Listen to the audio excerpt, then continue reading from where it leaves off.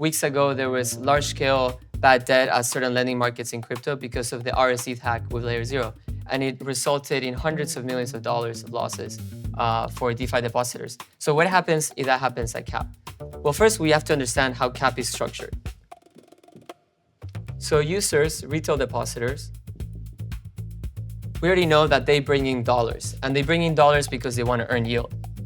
And the borrowers, they take those dollars. And the underwriters, they're the ones that are vouching for the borrowers.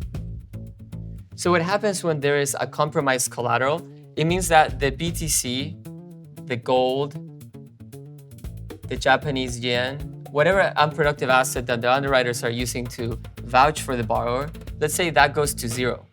So now there is no guarantee from the underwriters that the borrowers will repay.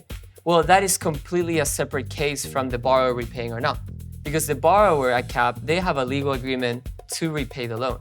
And so whatever happens at the underwriter side, it is unrelated to the borrowers. And so let's say we had taken rsETH as collateral and it went to zero. Well, the manufacturing plant can still repay. The trade financing firm can still repay. And so we would still not be at a bad debt scenario.